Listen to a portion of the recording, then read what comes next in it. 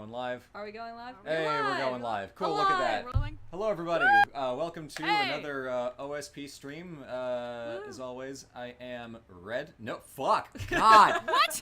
Ah! You're red? I'm- I was red and she was red.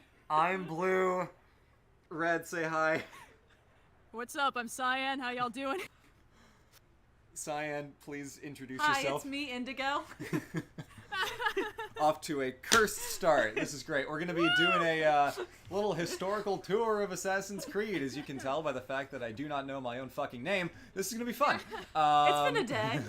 It's been a day. week. It's been a week, in a month, in a It's year. Thursday. But it's okay. We're going to have some fun talking about how accurate this game is to the actual Rome of the Renaissance. And talking about some other just nonsense fun stuff besides. So hope you enjoy this little stream. We might break a little early because I want to watch the PlayStation reveal event and I didn't realize it was in the afternoon. I thought it was at nighttime. But yeah, how's everybody doing? Cyan, Red, what's good? I made a blanket. Yeah, that was cool. I nearly delayed the stream because I was talking about my math woes. So that's on me. My bad. It's okay, we're having fun. So, we are in Rome, the Eternal City, known for the fact that it has survived so many sackings, more than any other city has or should, but still, somehow, despite the odds, exists. The oldest thing in Rome that is very tall is the Colosseum here, which... Fun fact, until literally the 1500s, around when this game was set, the Romans had forgotten that it was a gladiatorial arena, among other things. They thought it was a big open-air temple. It took them it took them a really long time to figure it out, because in the kind of medieval periods of Roman history, let me just dramatically parachute into the theater here, a lot of Roman ruins were buried and, covered up in just dust and, rubble and built over and all kinds of stuff. So the Colosseum, which, to us is like, of course it's a theater, of course it's an arena, don't be silly. It looks like every other arena in, the Roman world. The Romans thought it was just a big old temple with no roof, like a bigger version of the Pantheon. It's like, it must have been some real big tarp that they put over this thing to keep the rain out. So it was only actually in like the late 1400s, early 1500s that they figured it out. And for a lot of the medieval period, they actually used it for an apartment building and housing complexes. A lot of Roman ruins back in the day were used basically as pre-built, kind of crappy housing. Because why bother building a new house when you can just use this old bricky skeleton of a building? I'm going to try to climb up and get that chest, but there are no easy handholds. The Romans, apparently for there's a ritual lag. purpose themselves. The Romans what? Wait, the Romans for ritual purpose themselves. Yes. They were like, we don't know what our ancestors used this for. Probably religion. Yeah, exactly. Because it's like, this is a big thing. And, gladiatorial matches were vaguely a known quantity, but no one really knew, how they worked. So it's like, well, it's Italy, it's a big building, statistically it's probably a church, so they just assumed it was a thing. There's another building down in the bottom part of the map, the pyramid of, Sextus or something, that they didn't even realize was this guy's grave, even though it said his name on it. No one bothered to read it or put that two and two together. So there are a lot of hilarious instances of Romans doing very rudimentary archaeology to figure out basic stuff about themselves, which it's easy to make fun of, but if you've never really heard of gladiatorial matches and you see this big thing, I don't know what I would think this is. It's like, it's 2 steps off of an American megachurch, right? Oh. Oh, those are gonna be weird in the future. Yeah. It's like, it looks like it's a football arena, but with more money laundering. I wonder what this could be. Yeah. Yes, friends, we see that the stream is buffery. We see that it is lagging. We can't really do much about it. Just mark it off on your bingo sheet. There's only... yeah, there is only so much we can do, unfortunately. The internet is struggling for some reason. More struggle bussy than usual this week. I don't know why. Maybe it's because everyone's on it, but So no, guys, leaving this and is coming really... back. That sometimes helps. Yeah. this is on all of you guys. You have to clap your hands if you believe in the Wi-Fi connection. And then the strength of your communal love and happiness will buffer it for you. And then you need to raise your hands and donate your energy to the Wi-Fi spirit bomb. And then we can really kick Rome's ass. So that I can buy a private jet with your money. Remember when John Oliver opened up a church and had to close it because he got too much money? Ugh, good times. No. Someone just said, "What about Ethernet?" You think I have Ethernet? Look at Moneybags over here with Ethernet. Please. My new hobby is whenever I hear YouTubers casually mention the fact that they have a house, I'm like, oh, look at Moneybags. Look at Babish over here having a house. Well, look at me. I own the place I live in. Yeah. Putting all that Squarespace money to good use. So, okay, we talked about the Colosseum. What else is there to discuss? Let's look at the Roman Forum. Yeah, let's go a And for little those west. of you asking, there is actually a bingo card. It's on our Twitter. Yeah. Go fill it out. There's already a few. We saw someone on the subreddit suggest a bingo card, so we made that shit late last night. Yeah, it was awesome. It was like, what should we fill it with? Oh, I know. Yeah. And at first it was like, I don't know. There aren't really a lot of OSP stream memes. And then we're like, oh no, there's a lot of bullshit that happens on these streams. Oh, My favorite one was the very we're end very where we added not finding dragons to our stream bingo. Yep. It's guaranteed to win. Yep. So the Roman Forum, where all the business got done, was actually one of a handful of Roman forums because the Romans liked to build a lot of these guys. Must have been a lot of funny things then. Well, that's a deep pull. If you haven't seen a funny thing happen on the way to the forum, you're missing out because that is worth like a solid quarter of a classical studies degree. Just watching that movie, you understand so much about just how Rome works, how Rome saw itself, what Roman theater was like. Oh god, it's great. But the first thing of kind of weirdness about the way that Rome works in this game is that it's at the same time too old and too new compared to how it would have actually been.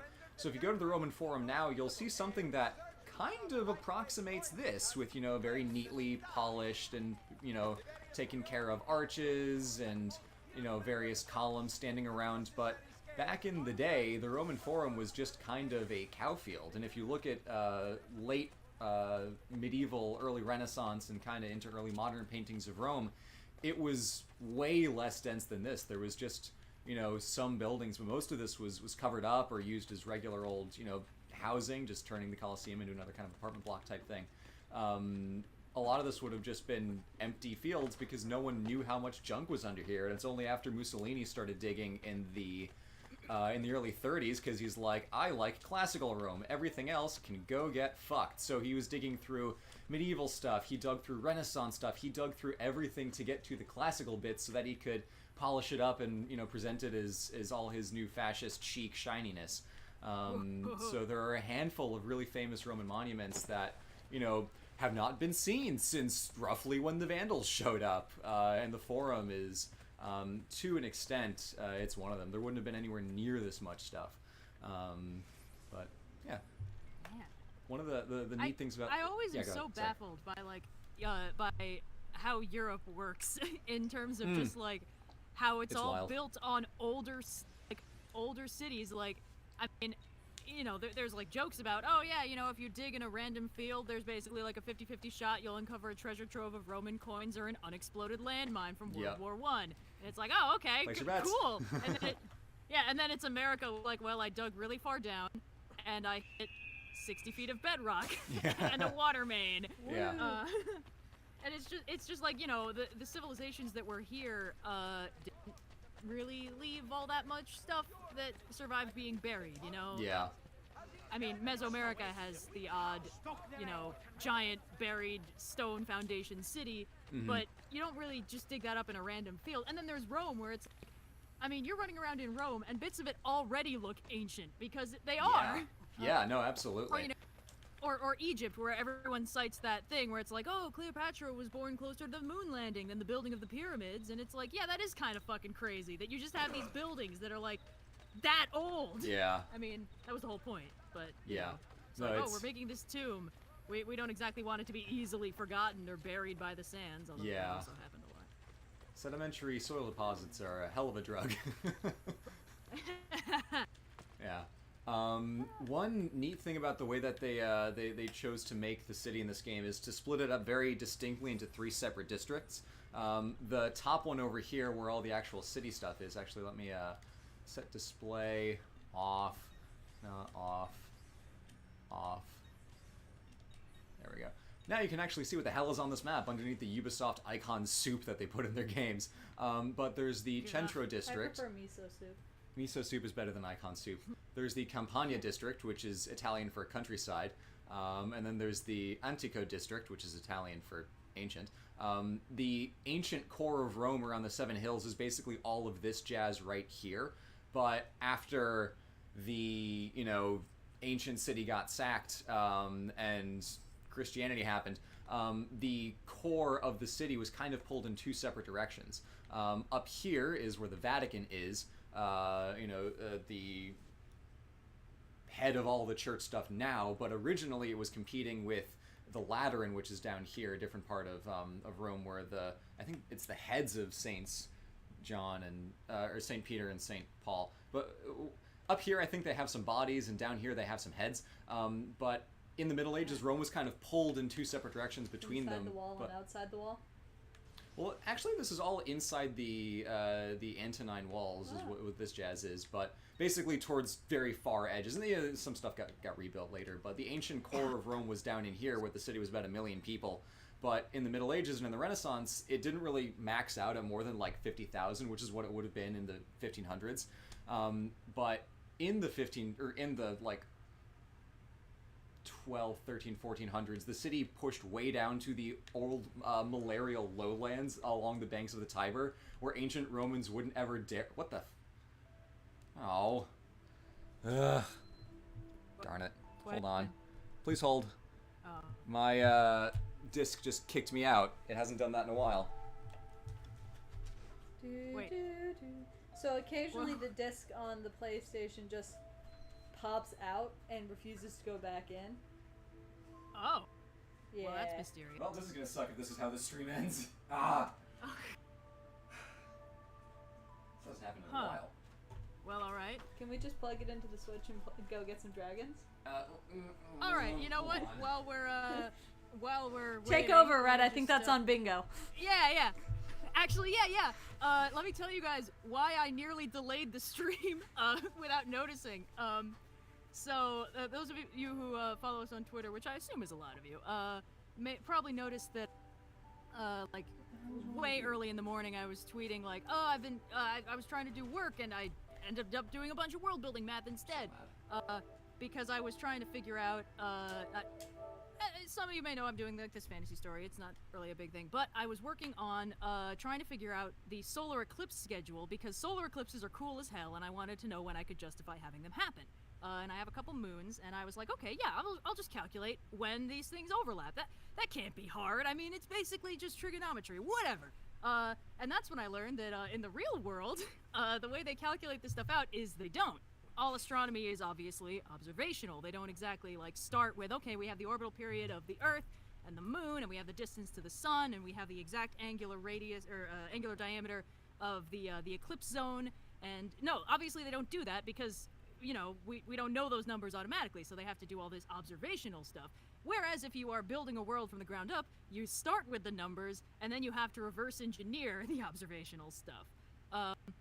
So I ended up spending like 3 hours without realizing it, just doing just a bunch of trigonometry, figuring out like when these moons will overlap and all that stuff. And it was pretty funny because one of the moons has this really nice 14-day orbital period, and in the space, just a little bit of math context.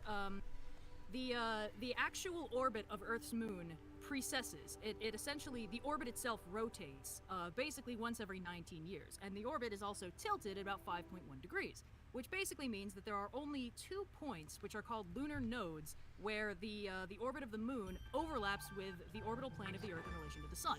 And those are the only 2 points where the moon can overlap with the Earth and cast a shadow directly on it. Those are the only times you can have eclipses, which is basically why there are 2 6-month separated eclipse seasons, wherein the moon can possibly enter into those zones. And because of the orbit of the moon precesses, those zones actually do very gradually shift forward. Over the course of about 19 years, they make a full rotation. So, in the world I was building, one of those moons, in the time it takes to go from one eclipse zone, or one eclipse season to the other, it moves forward a nice even 4 days in its orbital cycle. Which basically means that after 7 of those intervals, it basically goes back to how it was before. It's full again. The other one advances 3.23 days in its orbital cycle, which is a very fun number because 3.23 does not become an integer until you multiply it by 100. And that moon has an orbital period of 5 days, and 3.23 does not become a number divisible by 5 until you multiply it by 500. Woo. Which basically means one of the moons cycles really cleanly every 7 intervals, and the other one does not cycle cleanly for 500 intervals. So that's like 260 years. Anyway, that was the math I was doing last night, and it was really fun. And that's why the stream nearly got pushed back, because I was in the middle of ranting, and I didn't notice that it was nearly time. So that's my fault. That's It's on me. all Anyway, good. the game's back. Let's get back. Yeah, Woo! basically Woo! what happened was the way that Sony designed the first version of the PlayStation 4, they did it poorly. Because they copied the mistake they made with the first version of the PlayStation 3, where the buttons to control the power and the disc aren't actually buttons, they're just, like, capacitor sensor thingies that detect whether there's, like, it's like a touchpad, but it's a button. So you don't actually have to push it, you just put your finger next to it. So if it ever happens to be really humid, and maybe there's a little bit of static in the air, it will sometimes just decide to kick the disc out because it thinks that the button was pushed. This was a horrible oversight that I'm gonna try. Thank you, sir. Whoops. Not you. Are they gonna stop him? No, they're not. Well, I'll stop you myself. Anyway, Oops, you're notorious so again. my PlayStation decided to fully kick me out for basically no reason, just because it was It's a little humid in the air sticky in today. here. So sorry about that. Hopefully it doesn't happen again, because it's very annoying when it does. These streams. We're already like, what, halfway to bingo in 6 different columns? What I was going to say was... Also, we're... What's up? Oh, so, Is this 1,900 concurrent view. Ooh, nice. Well, I hope that you're... Cyan singing. You're all... Yeah, no. Mark that one off. Mark that off. We're getting there. And we Going already for a haven't full found any house. dragons, so we're making progress. But the funny thing is that in the Middle Ages, the Romans started moving towards here to be closer to the Vatican, at the time called the Borgo. And they went into the Campus Martius, the Fields of Mars, if you're familiar with Paris, the Champ de Mars, same thing, which is down by the banks of the Tiber, and the Tiber is disgusting. So people would get malaria all the time in the summer because they were down by all the mosquitoes and just this still sitting water. So the core of the urban city had entirely moved, and if you brought an ancient Roman into nowadays, they'd be like, where the hell did my city go? You pushed it. You literally took Rome and pushed it somewhere else. Which is the kind of stuff that you can only dead Borgia messenger in the road. The kind of stuff that you can only accomplish when your city gets sacked routinely every 300 years or so. It'd be like that sometimes. It do be like that sometimes. Doobie doobie doo. Excuse me. What kind of horse is that? That's not Fred. That's not Fred, because I accidentally dismounted that one guard. It auto adjusts the horse that I have to this horse, so we have to go find our best horse, Fred, again. Such is life. Oh, there's another guy I can kill. Then I'll get my notoriety down so I can lecture in peace. After a very long chase. He's not even moving. Your notoriety Send my is assassins down. on it, so it's not my problem. And then let's move somewhere else. So, I've explained a couple things. Who's the best Roman emperor from the comments? Best Roman Emperor? Marcus Aurelius is pretty good. Hadrian is cool. Antoninus Pius doesn't get anywhere near enough love. But call me basic, I'm kind of a Constantine bitch, so... I'm sorry, that sentence. Look, it's the start of the Byzantine Empire. He's good. He's good. I can't I can't knock him. Not to be a basic bitch on Maine, but Constantine's got it going on. Sorry for being imperial on Maine. You're doing a great job at reducing your notoriety, ain't you? Yeah, really. Well, now my notoriety should be gone. It's just that I was already in the middle of a fight. Oh, aqueducts. This is cool. So the problem with living down near the banks of the Tiber is that the water was poison. It was horrible. You know, Mithridates could build up an immunity by drinking that shit. So what Romans did instead to get water was rely on a series of aqueducts that ferried, you know, water from the mountains of the Apennines down into the city. But by the medieval period, by the, you know, Renaissance period, all of these aqueducts except for one, the Aqua Vergine, were basically busted. So there was a very limited source of water going into the city of Rome that was, you know, genuine Italian mountains fresh, and the people had to drink the Tiber River, which some popes actually commented that they liked the taste of Tiber water so much they brought bottles of it with them whenever they were going on vacation. Gross. Buddy. But you're getting really gun happy today. Yeah, people are running around putting icons on my screen. Get out of here. But the way that the game handles broken aqueducts is that there's a point where, and I think I've actually fixed them all in this game, so I can't actually show it. Is this a broken aqueduct? No, it's a fixed aqueduct. Well, it says broken. It says broken. Let's actually see about that. But the way they show aqueducts being broken in the game is that there's just, like, they're missing a huge section in the middle of the city, which wouldn't have been likely the way it works, because if there's a section of the aqueduct that's missing water in the city because there's just, it's collapsed, you can fix that, you can build it up. But the problems were more likely, you know, 60 miles outside of Rome in the hills somewhere, you know, the aqueduct collapsed, and that's why it's run dry. And the people who didn't, you know, leave Rome that much didn't know a lot about how the aqueducts work. They just assumed it's like the Tooth Fairy, where you wait around long enough and then water arrives. But the way they portrayed in the game of, like, there's literally a gap missing and you just rebuild it to fix it isn't really how it would have worked, because the problems were much further afield, and the medieval Romans wouldn't have had any way to actually address it, even when the aqueducts were entirely within the confines of the Papal States. You, give me back Fred. Ooh. Thank you, ma'am. Sorry, this is like way back, but well, when that's you what she gets your, for like, stealing notoriety Fred. level or whatever, my brain just kind of snapped into the idea of, like, the game is GTA, but you're playing as an assassin. Yeah, Grand Theft Horse, that's with what the we used to call wanted this level. back in the day. Hey, but, you know, just like the wanted level, just because I was flashing back to, you know, oh, let's break into the airport and steal a plane and see if we can escape the 5-star wanted level. Oh we my immediately gosh, get from yeah, that was great. But with the addition of, like, you're also an assassin, and you can just kind of, like, tuck your head down and sneak away if the cops are like, where is that guy? Yeah. So, like, Gosh. you just park the jet on the beach, and then you just kind of, like, blend in with the beachgoers, and they're like, oh, we can't possibly find him. Where Yeah. did he go?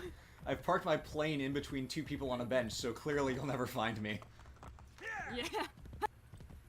Yeah. So this little guy here, the Pyramida Cestia, I don't think they actually show it in the game, but in the actual, you know, Roman history, the real one has, let's see if I can find it in the database. Recent entries? Here? No. Damn. Locations. Oh god, it's so much thing. I'm never gonna find it. But this is this guy's, like, mausoleum pyramid that had his fucking name written on it, and it took until the 1500s for Romans to figure out what it was. Wow. Yeah. Such is life. Someone asked if you have a favorite good pope. Favorite good pope? Ooh. I am a fan of the, I think it was, like, it might have been Urban the Sixth, or, like, whichever one brought the popes back to Rome after the Avignon period. Good pope. Brought it back. He died shortly after, but I think he died shortly after. I don't really remember.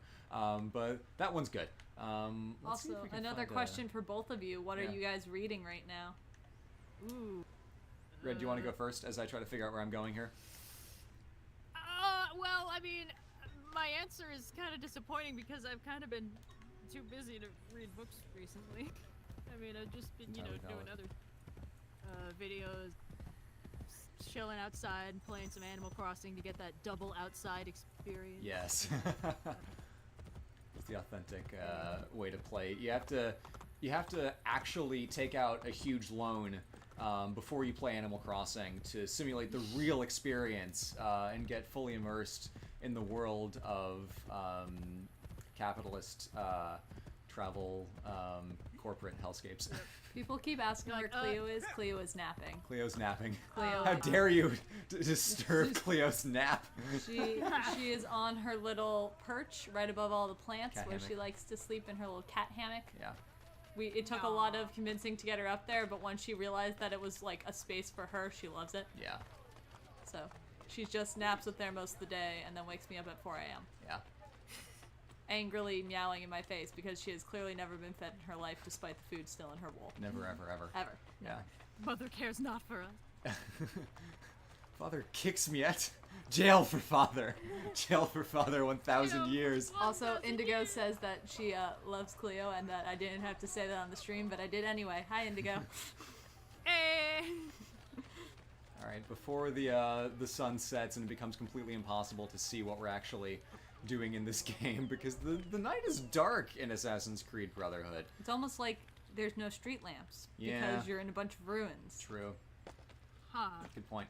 Whack, right? Yeah. I know. Let's see, where am I actually right now? Is this the Rome, is this the Campidoglio? probably. Oh, here we are.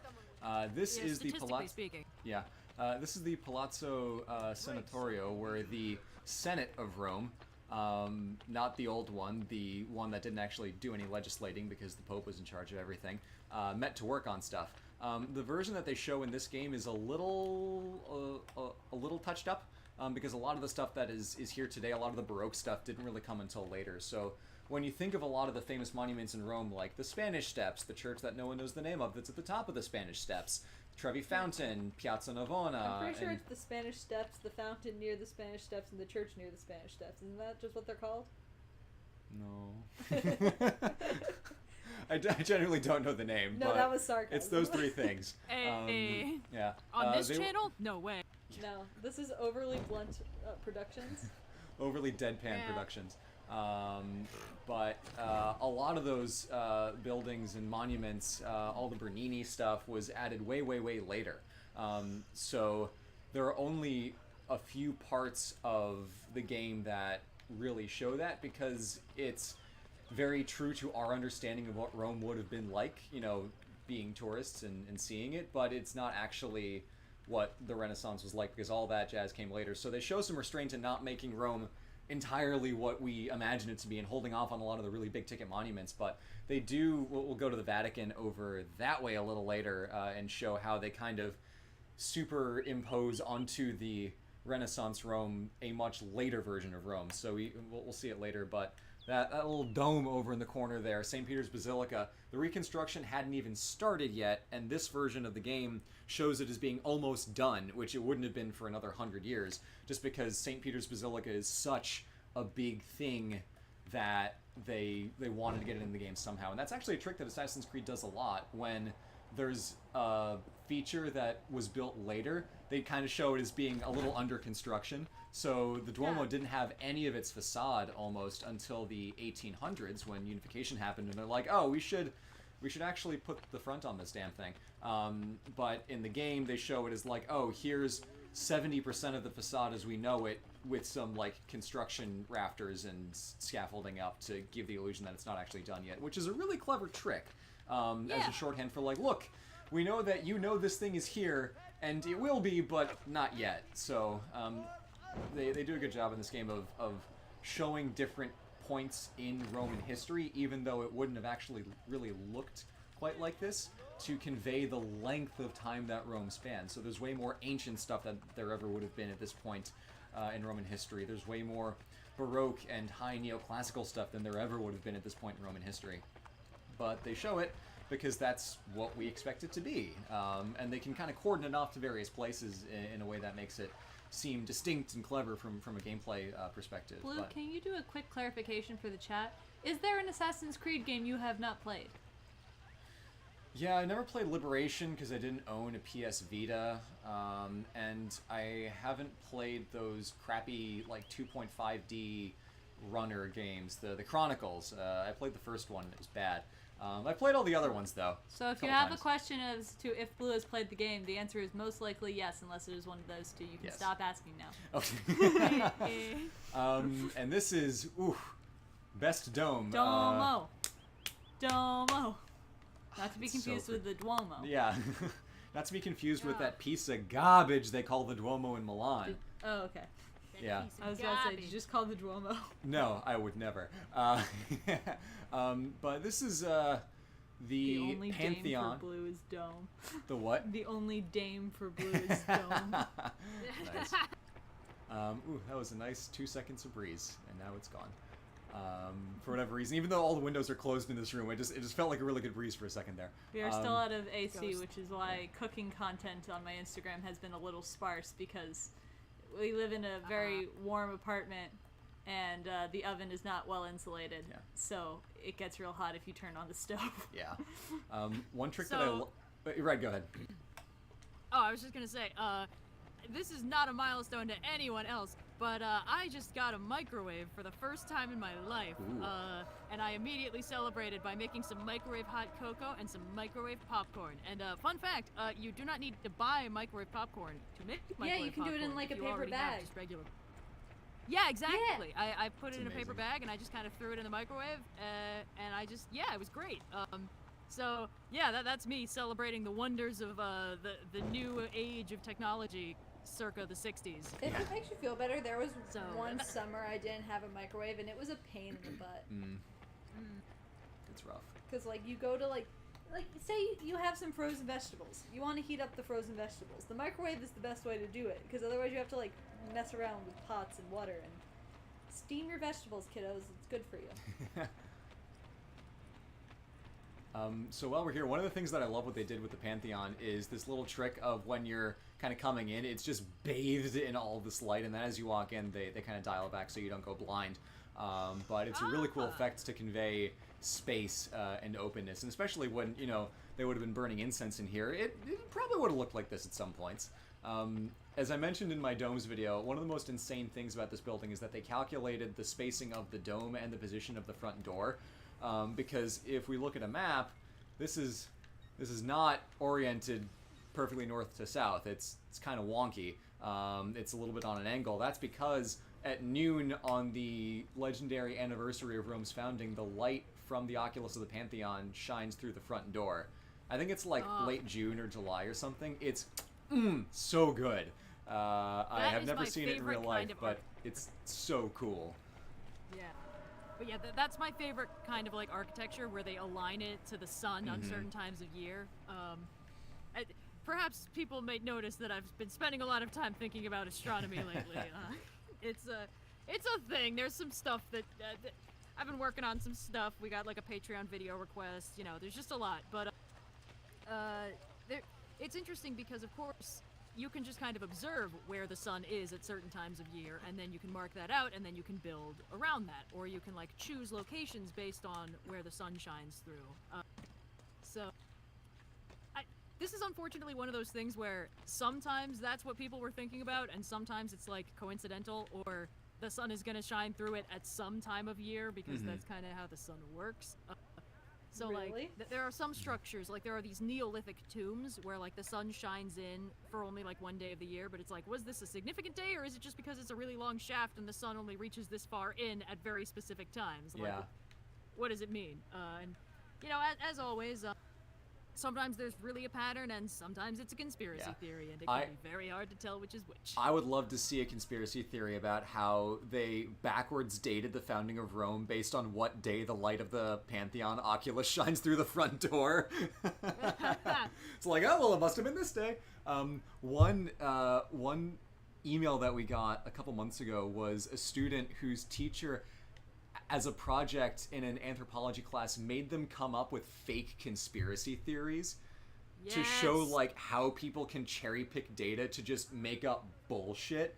And we were telling him about the Roman steam engine, because it's like one of those, historical like listicle bait, like, oh, inventions that the Romans made and then never did anything with, like, oh, the Romans had a steam engine but they never used it because slave labor was way cheaper, and it was very rudimentary and hard to build, and it kind of blew up in people's faces sometimes. Whoops. So it's like we have notes about a prototype steam engine, but obviously we never used it. So this kid took it and ran with it, and made this whole thing about like how it was Egyptian technology that was taken after the Romans conquered Egypt, and how it's like the last gift of the old gods. It was amazing.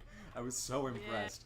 And part of our sending notes to him was suggesting like the Romans used the steam engine as a train engine, and the aqueducts are just huge train tracks that the Romans used for like fucking maglev rails in the ancient period. Out, that's dead. So that was fun. Ancient Roman monorail. Yeah. It's all kinds of fun stuff you can do with cherry picking nonsense for conspiracy bait. But yeah. Also, no, that was not real to the people asking in the comments. Not real. Not real. not real. Conspiracy. No. Fake conspiracy. Because there's Real person reaching out about a real assignment. Fake information. yeah. There's so much yeah. nonsense that people who've looked at history for 2 seconds dream up. I saw, as I was researching something else, I stumbled onto this conspiracy about the Black Monarchy, which is this, like, the Illuminati, but the Illuminati's only, like, a lackey to these guys, and they're the ones who are really running the world, and I'm like, you've looked up so many things to support this conspiracy theory, and if you looked at any 2 of them for more than 3 seconds, you would have realized all the ways in which this thing breaks down. That's It's a like, lot of effort, though. yeah, it's like, Yeah. they dated it to like, yeah, it was this like secret society started in Venice that like morphed into the Freemasons. I'm like, bruh, and obviously I'm not getting my facts right, because I looked at this like 3 months ago and did everything I could to clear it out of my head. But as I was reading this, I'm like, there is so much bullshit wrapped up in here that I don't even know where to start. And it's amazing how much people can go down a rabbit hole and find only the things that confirm what they want to see. And despite, like, really doing research, it's still miles away from anything even approximating, plausible. Ugh, man. I actually remember reading an article semi-recently about basically former flat earthers who had like logicked themselves out of it and what had made them snap out of it, Yeah. which was very interesting because of course, in terms of dumb conspiracy theories, one that can be disproven by the evidence of your own eyes is pretty fucking dumb. But that was the thing. A lot of them were like, I realized that I was just tying myself in knots trying to find reasons why these things I was seeing with my own 2 eyes weren't. And then, like, the haze lifted, and suddenly they were like, is it really a big deal if the Earth is actually round? I don't think it is. Yeah. And that's the thing, like, you can't be halfway into a conspiracy theory like this. They're always so all-consuming, because it's like, you're gonna be like, I have this really stupid, demonstrably wrong opinion. People are gonna be like, are you fucking serious? And then you'll get all defensive about it, and then you get deeper into it, and then it's like, that's not good for you, like, no matter what it is. So in this case, it's just kind of like, if you're tying yourself in knots trying to explain why this real thing you've observed doesn't count, or this thing that looks like it proves you wrong actually doesn't. Yeah. Oh man. Yeah. And there were also a few who were like, yeah, I just like flew a plane in the southern hemisphere. In the flat Earth model, that would have taken way longer than it did. So I guess it's wrong. Yeah. It's like, yup, it's just that easy, guys. Yep. Who knew? Anyway, yep. Yeah. So this is the Borgo, the Vatican, as it's now known. Over there is St. Peter's Basilica, as it would not be for about another 100 years, because Pope Julius II started that project, and it got Julius the Coolest, who got interrupted by the city getting sacked in 1527. Which actually, one benefit of that was that it stopped the use of old Roman ruins that were still exposed, like the Colosseum, as being used as a quarry, because material is scarce. If you don't have a lot of, nostalgia for a state that you are not, they're not the Roman Empire. This isn't their stuff. It's a bunch of, pagan nonsense. They're like, well, we might as well use this to build our things. So all the entire outside, or half the entire outside shell of the Colosseum was used for stone and other parts of the building. But that quarry process kind of ended up getting stopped because all Roman construction stopped, because all Rome stopped in 1527 after the sack. So one positive result of that. And as I am dispatching these guards, there are a lot of them here in Il Vaticano. There's a lot of very neoclassical looking stuff about this part of town. There's a lot of like these kinds of no, that's not it. There's certain parts of this part of town that have very, yeah, those kinds of classical, like, triangle pediment window treatments are not a very Renaissance design feature. It was very popular in Baroque. And that's all kind of smushed into here. You don't spend a lot of time in this part of the game, but they convey through the mechanics and through the story that the Vatican is where the power is. So naturally, it makes sense that if you want to show the kind of Baroque side of Rome that wouldn't really come into fruition for another, like, 100 years, it makes sense that this is where you put it. So I have to give the game credit, because even where it's not accurate to Rome around 1500, it is wrong in a way that is helpful, which I think is even more useful from a gameplay and kind of world design perspective than having everything be perfectly accurate, because eventually it becomes dull, and you need to have some, you know, some variation, and showing the different elements of Rome is a really cool way to do that. Yeah. So here's, you know, the dome completely finished, except for, oh, you know, there's a little part off in the corner. No, they didn't even break ground on this yet. Another fun thing is that Rome around the 1500s actually would have had all of these silly looking towers sticking out of it, because unlike Venice and, well, no, not so much Venice, but unlike Florence, which had a lot of stone towers built by, you know, fancy families who wanted to have power and basically built a mini personal skyscraper, Rome in 1300 issued a decree that all those towers had to come down, and now, you know, it doesn't look like a porcupine's back. Rome still had a very porcupine-like skyline because there were so many individual family towers that were still up and about and didn't come down until a lot later. So one of the weird ways that this silly gameplay feature of random-ass tall towers actually is, you know, is not super far off. Yeah. I don't know. I'm slightly running out of stuff to talk about, and I could you know, blather on in various ways What about time all does the kind PlayStation event start? 4. Well, then you really only have 15 minutes left. Yeah, well, it depends on how much longer we want to go. I mean, I'll be able to watch it later, but I can recognize if maybe not everyone wants to. I don't think you need to be first on the scene. Yeah. You know? Exactly. It's not going to affect me either way. I'll still have to wait until whatever it is, November, fall. Yeah, me too. Yeah. I don't know. Sorry, I'm sleepy, Well, friends. that's a mood. Wonder what we could look at. We saw the Still Pantheon, that's the minorly big recovering. thing. We saw the Senate Palace, Colosseum, the Forum. I mean, that's, you know, that's a lot of the heavy hitters. There are various other churches and things. Oh, let's talk about this. Actually, we can't because we already did all those missions. Oh, darn. Yeah. No. Yeah. What's the tallest building in here? Should we? Oh, let's climb the Castel San Angelo. Why not? That is the tallest building in here. And we get an award for parachuting off the top of it. Luckily, I have one parachute left, so we can do this. Wait, the parachutes are disposable? Yeah, it's a consumable item in this game. It's kind of weird. Yeah. The funny thing is that the plot of Assassin's Creed Brotherhood, despite the fact that it's like a good and fun game, the plot is really stupid, and as I've been playing through it very recently, I realized how dumb it is. Sequence 8 is called the Key to the Castello, and you need this key from this guy who's Lucrezia Borgia's lover to get actually like inside the Castel Sant'Angelo, but I accidentally didn't go in the way that they wanted me to use, and I was able to get to exactly where I ultimately ended up needing to go without the key, because this castle is very easy to climb on. So the entire point of like, oh, we have to get this key, it's like, A, learn to pick a lock, but 2, like, Ezio can climb around fully everything that is theoretically in his way, because like you can go up to the top of that tower and get in anywhere without needing that stupid key. So a lot of the actual plot of this game is contrived, and Ezio is wrong at every turn. Machiavelli is always right about every argument they have in this game. Ezio's like, oh, I didn't actually need to kill Rodrigo and Cesare, I just needed to get this thing or whatever. Machiavelli's like, you dumb fuck. You had literally one job. You're an assassin. Kill the guy.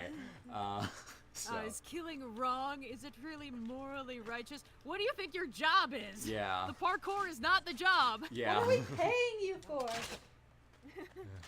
Yeah. Ooh, he fell. Well, have fun collecting that. Alright, let's see, which way are we gonna get in from? This way. It's funny to me that you can sequence break this game just by parkour. Oh yeah, it is ludicrously easy to get around everything. So it's like, yeah, like that little door is where they want you to use the key to get in. But we don't need that at all. As I'll demonstrate in a little Does bit. it feel like this game... Oh, sorry. Does it feel like this game was like kind of a necessary precursor to some of the other really good games we got recently? Like I'm looking at this and I'm like, a lot of the ways that you can just navigate around are sort of reminding me of like how they let you just navigate in Breath of the Wild, or like the mobility in Spider-Man PS4. I'm just wondering how much just like Assassin's Creed and its free running mechanic factored into that, do you think? Yeah, that's a valid question. I'm gonna get shot. Oh no, I'm not. Haha.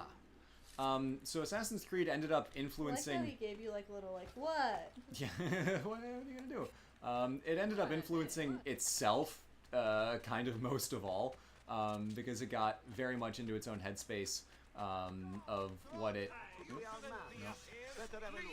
Hello, Assassins, deal with that for me. It didn't so much influence games like Breath of the Wild or like GTA or the other big like titans of the open world formula, because it, even though it looks like it's a very open formula for how to do a game, the best games of the last generation like Witcher and GTA, Breath of the Wild, all were pulling on a different set of influences and were more deciding what worked best for them rather than just copying Assassin's Creed. A lot of games did, mostly other Ubisoft games, which, to be fair, is a lot of games. Ubisoft is kind of prolific in that regard, but those kinds of games left out way too many of the things that made Assassin's Creed, to really be aping it or just kind of working on it, because the towers became a big feature in a lot of games, but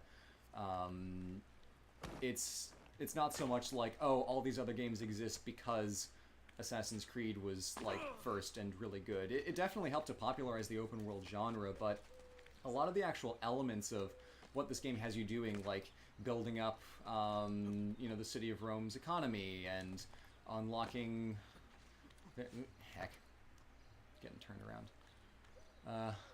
I'm going in metaphorical circles here. Short answer, circles, no. Basically. Okay, cool. Yeah. Awesome. All right, never mind. It was influential, but it wasn't like only Assassin's Creed could have done it. It wasn't genre defining. well, Yeah, it pushed it Okay. in a certain direction, but there are other games that would have been the model if it wasn't this. I just remember that like Assassin's Creed felt like such a big deal when we were younger. Yeah, because I talked about it a lot. It feels like And you hung out with me too much. I did. Yeah, that was definitely that. But it's also like There we go. it hasn't really changed what it's doing, but it's sort of faded a little bit. It's like a staple yeah. of the video game industry, but it's not like, oh my god, there's a new Assassin's Creed anymore. I mean, maybe that's just because, we're a little bit disillusioned with it. Well, but I was gonna just say don't every remember- time a new one comes out, Blue is like, "Oh my gosh, there's going to be a new Assassin's Creed." And 5 minutes later, Okay, I'm like, here's why I don't like this one. Like with the Vikings. You have such an interesting relationship with this franchise because it's like, It's Stockholmy. oh man, yeah, it's kind of like, it's kind of like how some Star Wars fans get, where it's like, they're like, yeah, obviously I'm a fan of this, obviously it's life defining. I just haven't liked anything it's done since 1974. Yeah. Still my thing though. Guilty Yeah, is charged. it's mine. Yeah, Yeah. it's like it's a part of your identity, but you don't actually like what it's been doing for, Yeah. 10, 20 And it's years. like, sure, I'm happy to play the games. They're still good games, but they weren't as, influential to the open world genre as they were. And even still, they were only, ooh, there we go. They were only so transformative. The towers, like I said, it mainly influenced other Ubisoft games to be more like Assassin's Creed. So Far Cry and Watch Dogs and fucking Ghost Recon all end up, to a certain extent, borrowing a lot of the same surface mechanics as an Assassin's Creed game, but there isn't really a game that has capitalized on the original, like, fantasy of Assassin's Creed of being a blade in the crowd and, like, sure, the city is your playground, but you're not like driving through on, you know, a Ferrari like in Grand Theft Auto, or using like magic powers to blow everything up in a 5-mile radius like in Breath of the Wild. The core fantasy was like, you are in this world and you're pulling on all of these levers, but no one knows you were there. And in that regard, no one else has really done that part of the Assassin's Creed core fantasy. What about Hitman? It's different because it is designed to be... I mean, you're right. It pulls in a lot of stuff. I think Hitman had actually been around since before Assassin's Creed. At least in various forms. But it was very much a level-based game. So in that regards, it was more like early 2000s, kind of late 90s, arcadey stealth 'em ups. Whereas Assassin's Creed leans more towards the world side of things. I mean, you're right. Hitman is a very good point of contrast of like, if you do this right, no one will ever know you were there. And it plays on a lot of the same feelings of being a sneaky, stealthy badass. Yeah. Hello, good sir. And it's because I remember, you know, there's the stealth games like Splinter Cell where you can go like zero detection and it feels awesome. But that's not exactly like I'm alone in the crowd. No one knows I was ever here. It's more like I'm wearing a high-tech stealth suit and nobody can see my giant blazing with light like headgear I'm wearing while I hide in this shadow. And I'm gonna sneak into this highly secure facility and bypass some lasers and do some cool stuff on a laptop. Yep. It's like a different kind of stealth.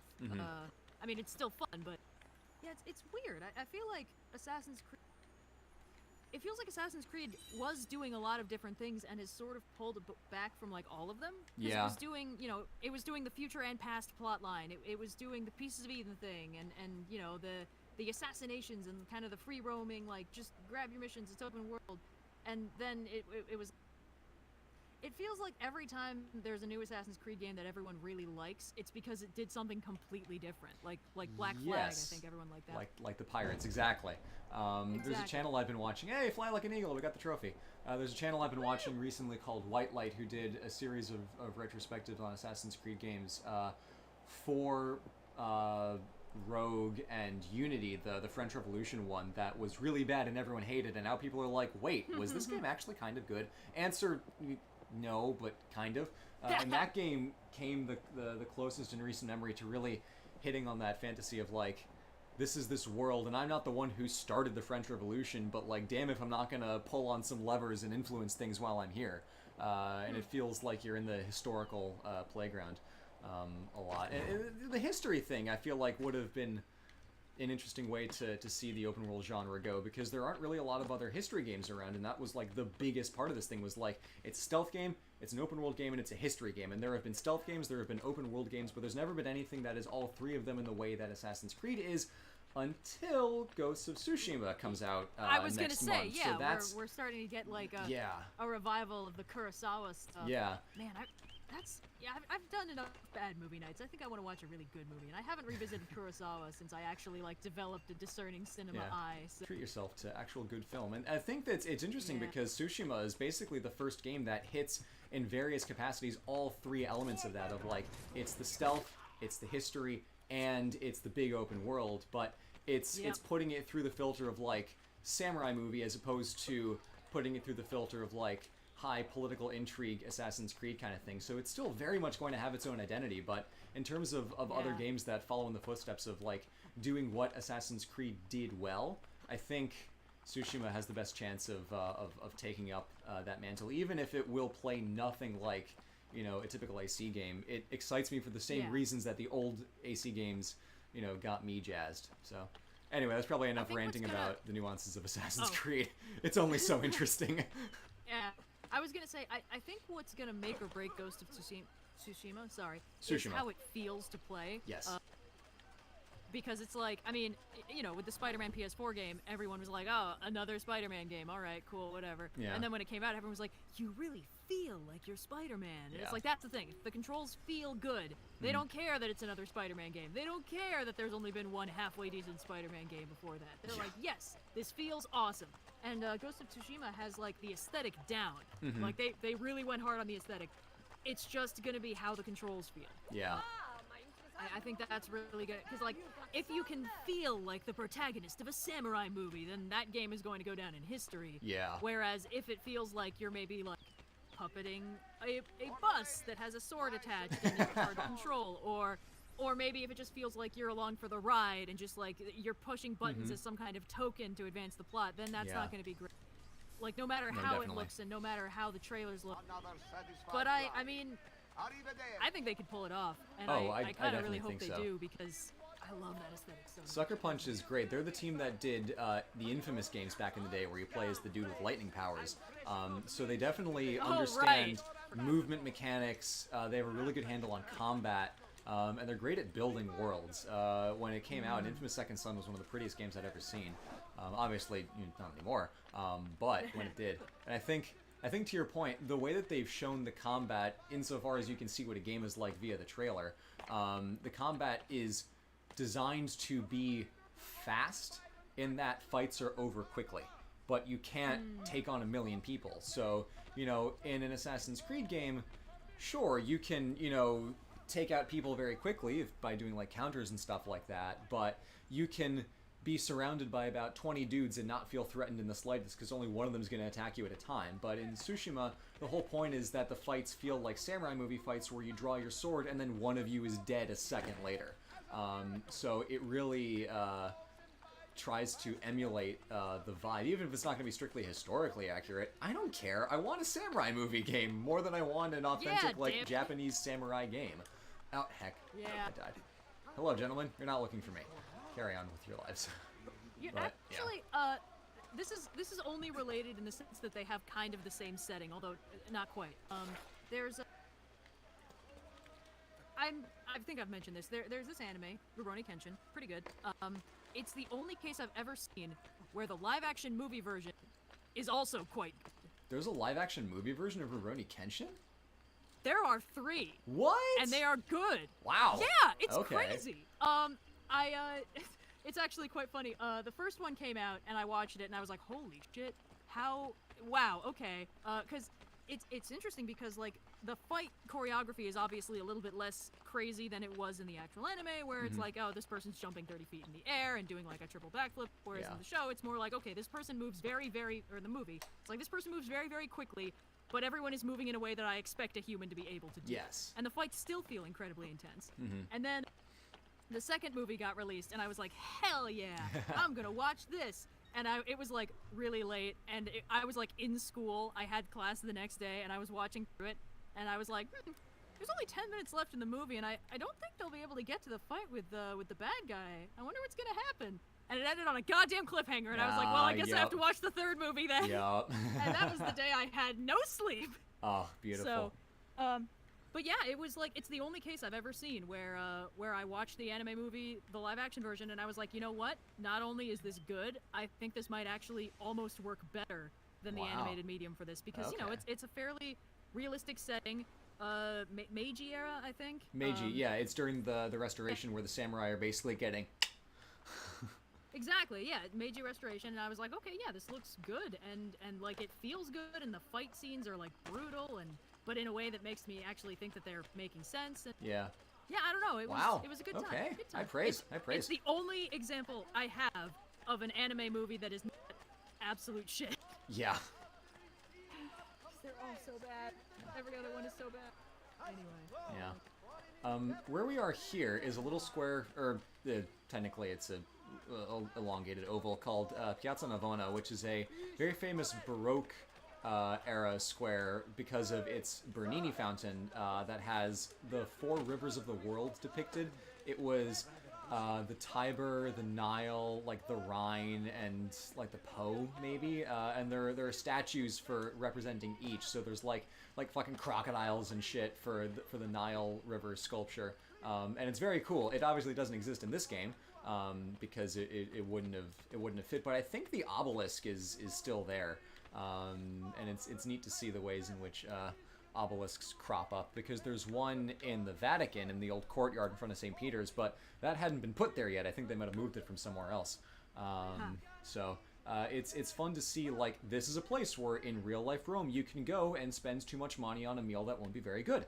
But you know, at this point in time, it's not quite there yet. So little bits that that kind of push forward, but also recognize, you know, the way it was. So I've said it before, I'll say it again. This game does a really good job of showing a city that is an accurate midway point between how you expect a city to look based on if you went there today, and how it actually would have been, you know, if you went in the period, at least as far as what we can tell. 4 o'clock. Just about. Okay. Yeah. Let's see. What's the chat talking about? Realistic. Someone putting realistic in quotes. Okay. Okay. Only so realistic. There weren't actually real pieces of Eden. That they made that up later. I know. Shocking. Yeah, that is one of the unfortunate, like, no-win scenarios a lot of these things face, where it's like, if you keep it fully realistic, it's going to be kind of boring. Mm-hmm. And if you go anywhere outside of realism, people are going to be like, that's not accurate. Yeah. So... And this is one way that they show the very medieval side of Rome with Romanesque architecture, which is... Architecture terms are very unhelpful, because there are about 5 terms that can mean the same thing, and, you know, 5 terms that sound the same but mean very different things. So Romanesque is basically a more rudimentary form of Gothic, so you see, like, pointed arches and stuff like that, but the stonework is very rough because you don't have super high quality, you know, chisels and quarries and, you know, factories to work with, or not factories, but, you know, artisan shops to work with, so you've got to, you know, keep it looking fairly rough and tumble. Whereas, you know, back in the Vatican, everything was pristine, clean, all the lines were perfect. This is, you know, a little bit more rustic looking. And you have little overhangs like this, which exist because of very funny medieval taxation laws where property was taxed based on square footage at ground level. So you had an incentive to build out as you went up, which is a fun indication of, or a fun example of how weird laws can shape the way that cities look. So like New York skyline has that weird stepped aesthetic to it where buildings get narrower as they get taller because of clean air regulations designed to make it so that the skyline wasn't super oppressive and boxed in. So from street level, the buildings are still really tall, but since they get narrower as they get up, you can still see the sky from a lot of points in the city, whereas if they were just like straight up and down, you'd have almost no sight lines. So the way in which cities are coded more or less can influence how they end up looking. So like in Greece, there's a really janky law about how you only start paying property taxes once your house is finished. So rich people will build and not complete their houses and then not pay property taxes on them ever. Wow. So you have like, oh, this is this pristine, perfect house, but oh, the staircase to the 3rd floor that no one ever uses isn't finished, therefore it's not done. And then you don't pay property taxes on it, even though floors 1 and 2 are, you know, like magazine worthy. So that's not unique to Greece, but I go to Greece a lot, so I see it happen a lot. It's wild the ways in which that kind of stuff can happen. On the New York thing, I wanted to mention there are some weird ass buildings in New York, and there are some where at ground level it's like the footprint is triangular, and then like 30 feet up it just like juts out, and then from that point onward the footprint is square. Because it's just... Oh, wait, hang on. Okay. Now I can hear you. Sorry. I thought my mic cut out for a Oh, bit no, there. sorry. My mic was muted for a hot second. Oh, okay. Well, apparently there's this thing where it's... I think New York has some very specific rules about, like, where parks have to go, just, like, little green spaces and stuff like that. And that means sometimes you have to build your building in a very weird shape at ground level to sort of just accommodate that. But then it gets weirder shape the higher you go. I don't know. Building in New York is a huge pain in the ass already because it's like full. There's almost no clearance. Yeah. Fun fact, in a curious case of reused assets, that's a Venetian lion on that little banister there. They pulled that right out of Assassin's Creed 2. Thought we wouldn't notice, but we did. Hey. Yeah. So you can see it a little clearer now. You know, the Romanesque style has elements of what will become Gothic, like the kind of clubbed window dressing, the tall, pointed window pathways, and various elements of the style. But it's still very rough and not quite as pristine as like a Gothic cathedral will look, where all the lines are, precision cut and everything looks perfect. I was watching a video from some channel explaining how flying buttresses work. I never actually knew how flying buttresses work. It's really interesting. It's hard to explain without having a model, especially since I'm not an architecture student, but it's a way to build an arch so that the pressure is still mostly pointed down, but the pressure outwards won't cause the thing to collapse when you try to put an arch on top of a building. It kind of holds the walls up.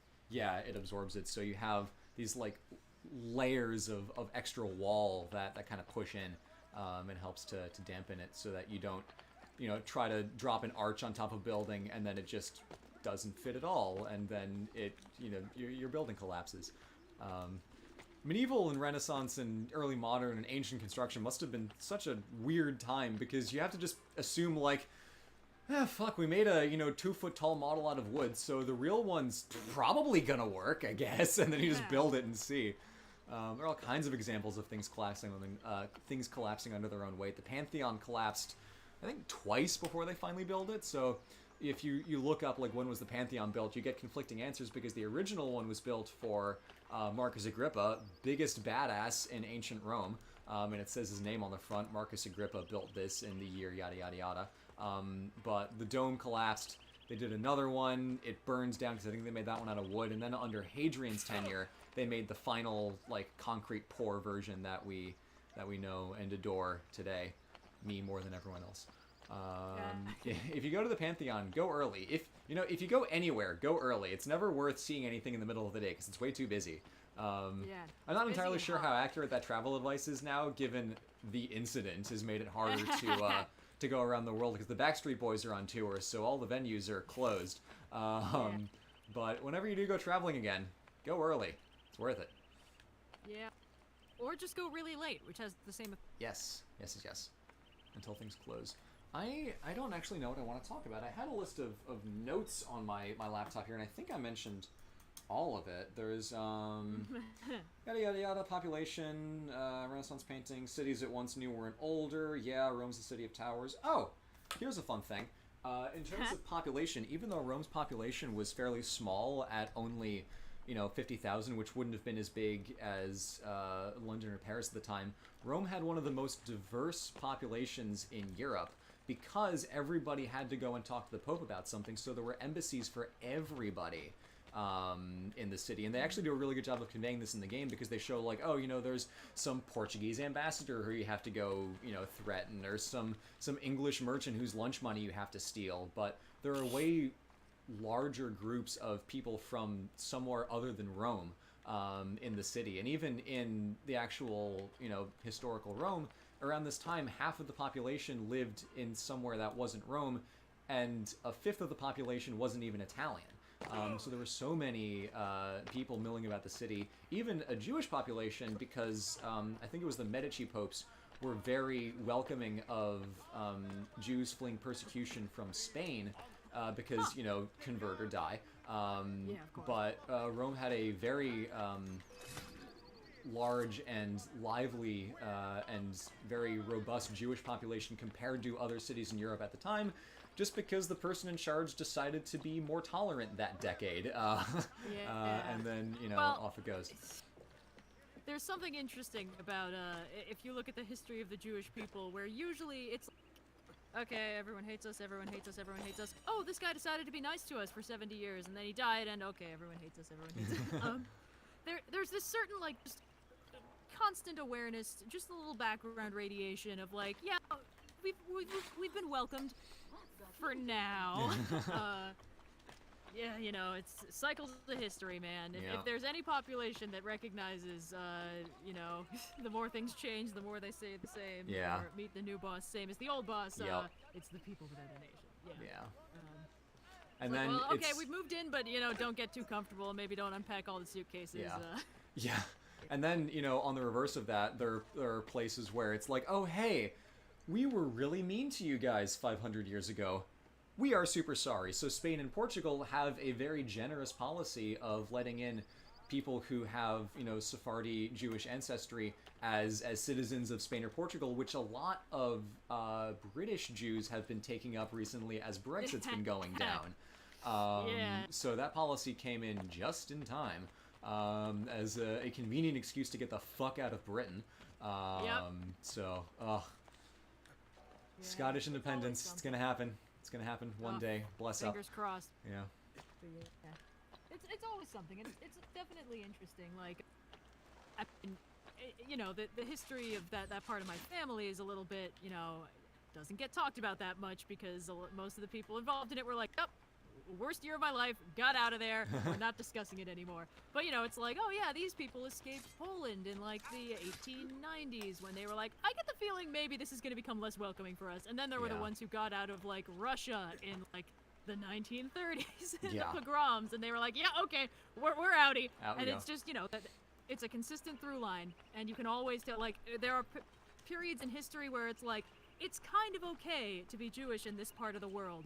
And then, there's a shift change and the leaders swap out and they're like, okay, let's get a feel for this guy, fingers crossed. But, well, okay, all right. Yeah. Anyway, it's just an interesting cultural experience as a whole. Yeah. Not to get too far down the Scotland rabbit hole, but someone mentioned, or someone asked in the comments, the name scrolled past, I'm sorry, but they asked, do you think Northern Ireland will leave after Scotland leaves? I think Northern Ireland is going first, because there is a legal mechanism in place because of the Good Friday Agreement that allows Northern Ireland to leave whenever they want, which is why we don't have to worry about, violence in the streets anymore in Belfast. But Scotland doesn't have the same legal binding mechanism for if you think that there is a more than 50% chance, or if you think that more than 50% of people are in favor of leaving, you have to call a vote and you have to honor the results of the referendum.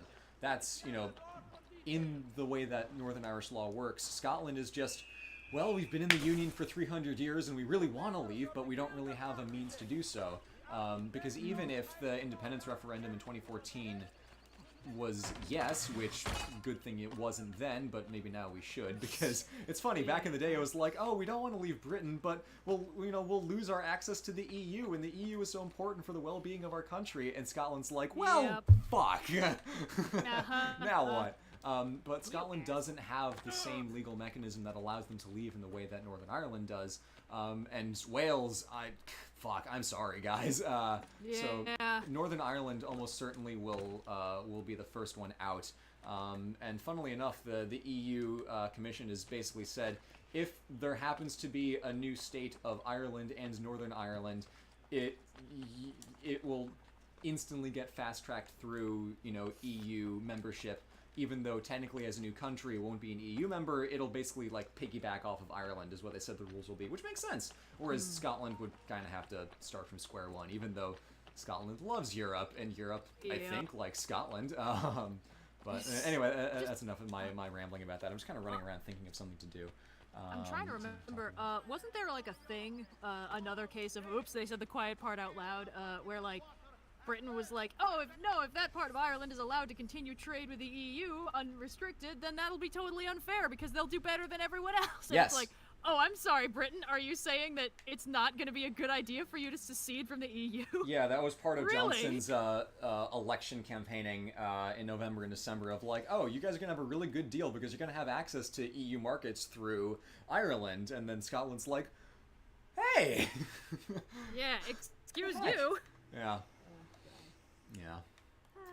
Ugh, man. Saying the quiet part out loud, that's a really good way to describe it. I'm trying to think of what else it's been getting a lot of mileage these past few months. Yeah. Sorry, it's too far from the mic. Speaking of hot button historical issues, taking down Confederate monuments. Woo! Let's go. Short answer, yes. Yep. Well, no. I as a historian, I have a justification for talking about this. Statues and monuments are not very helpful for anything because it's really hard to get a sense of what they're actually telling you about. Without context, unless you read the plaque. Most people don't. Monuments of things and monuments to wars are helpful, in the sense of, like, if you go to Washington, D.C. and you see the Vietnam War Memorial, the point is made. You understand exactly what that monument is trying to tell you of, like, oh, there was a very human cost to this war. But if you see a monument that's just a statue of some guy, it just tells you that this person is vaguely important for some reason. And sure, like, you know, maybe they're more commonly known. You know, maybe they're a statue of Caesar in Rome, or like a statue of fucking King, George in Britain or something. I don't know. But, a statue of a guy who is known for being a general, depicted in his general outfit for a state that was a traitor state. There's no place for that in this country at all. And it doesn't matter, how ingrained it is in the identity of, a certain state or a certain city. There's treason is treason, and we don't celebrate treason. That's not how this works. Germany did a really good job of recognizing the ways they fucked up. Japan, not so much. But you can't just carry on pretending like either something didn't happen or like it was a good thing. So it's bullshit to say that, like, oh, if we take down the statues, how are people going to learn history? In the words of Trevor Noah, open a book, motherfucker. So it's like, also, come on. What history are you talking about? Yeah. You don't actually know that. It's like, oh, I'm sorry, you're trying to... It's like, know your history, and then you make a bunch of absolute horseshit claims about what the Civil War was really about. And it's like, guys, fucking practice what you preach, motherfucker. Also, I just wanted to say, I think I saw someone point out, like, the Confederacy only existed for, like, 4 years. Yeah. Which means, it's like, I'm going to define my legacy by 1/2 of Obama's presidential lifetime? I don't know. It's like, losers. oh yeah, that's the other thing. It's like, that's really what people do. We honor the losing side of an attempt to betray the country you allegedly love. That's what we do. We put up statues to those guys. And also, somebody pointed out, most of those statues were put up in, like, the 60s and the 70s. Yep.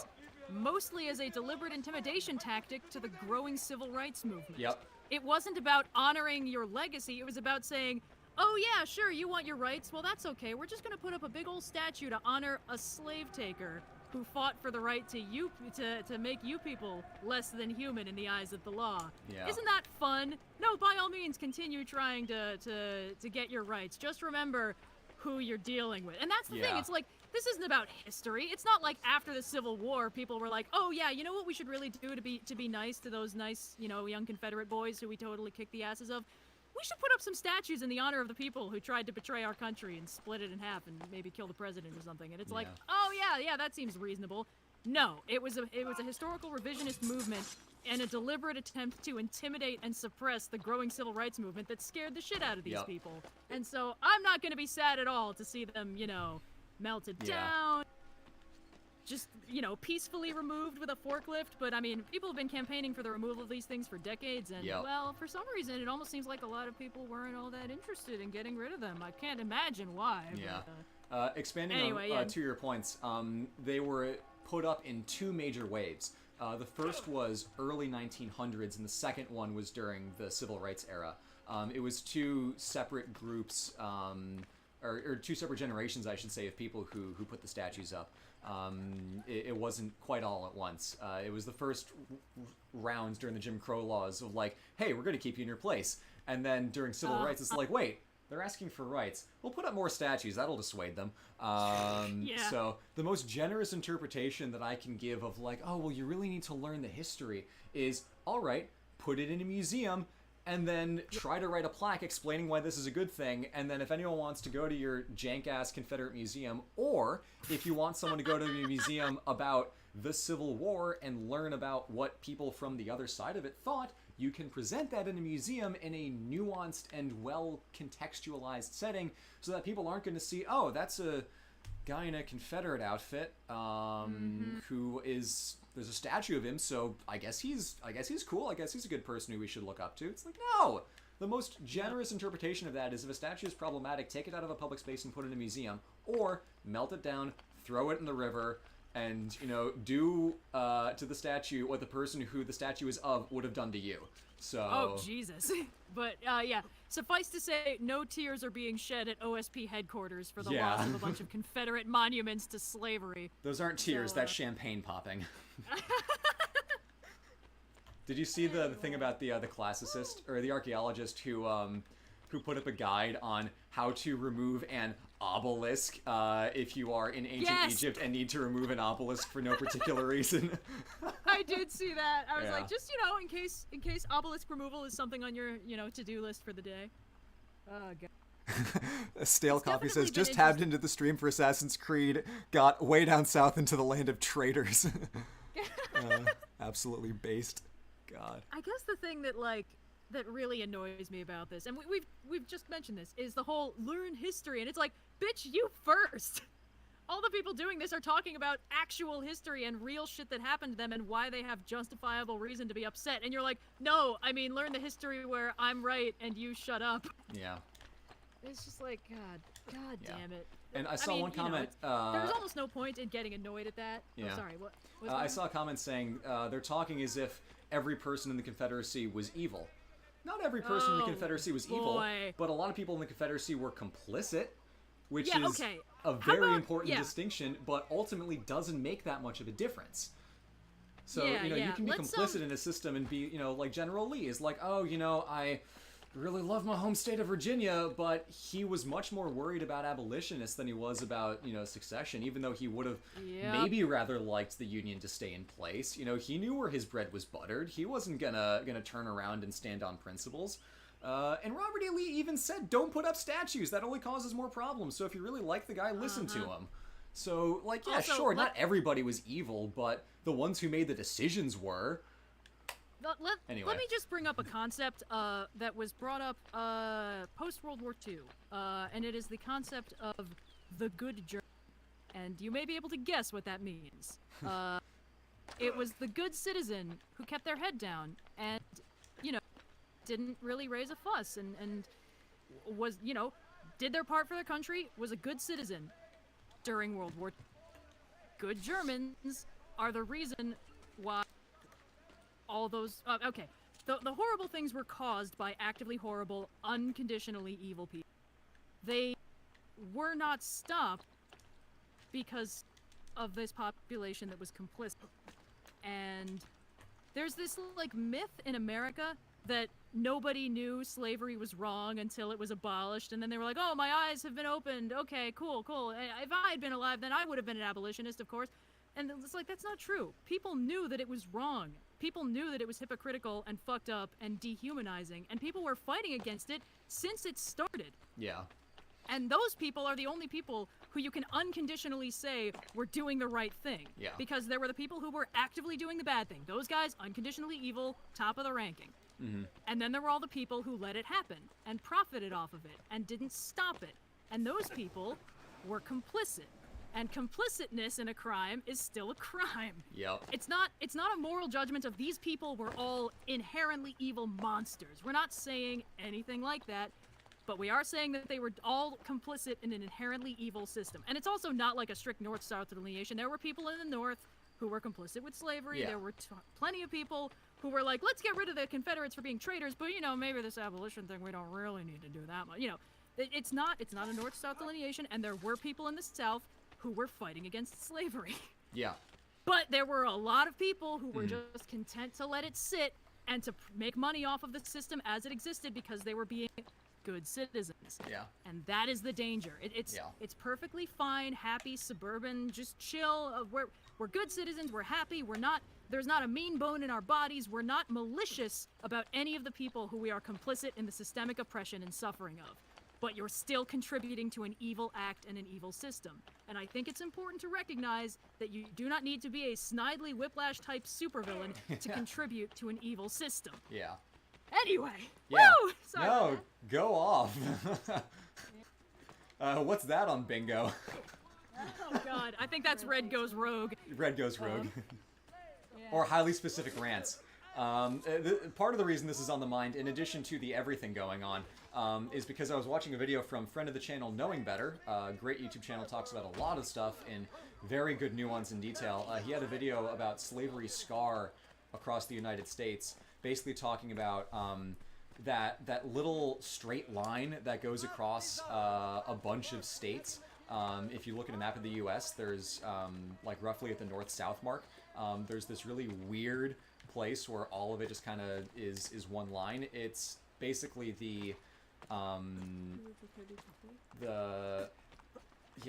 It's the line where they drew all those compromises, like the Missouri Compromise and the orders of like, okay, which state's going to be a free state, which state's going to be a slave state, and the process of like bleeding Kansas and adding new states to the Union in originally a pair of, okay, for every free state we're going to have a slave state, and then eventually every state will decide which way it is, so then people from the north and the south were rushing to go into one state to, you know, make it align one way or the other. You can see how the trajectory of American slavery was changed as westward expansion happened and as crops like cotton suddenly became profitable. I'm not doing a very good job of explaining it, but Knowing Better is a really good video on it that you should watch that explains how the slavery issue went from, yeah, you know, at this rate with these margins it's not going to be around for much longer because it just isn't profitable, to, oh my god, we have to do everything we can to keep this system going. Yep. Basically a straight before and after with when the cotton gin was, because of the geography of the various new states getting added and which ones were better suited to farming and which ones were better suited to herding and which ones were better suited to growing certain types of crops. You can actually like see how the effects of slavery leave a geographical mark on the states drawn in the U.S. So it's nuts. I'd also good video. I also wanted to mention that at the time there was this very common argument that was basically like, listen, I get it, but if we get rid of slavery, the economy is going to be destroyed.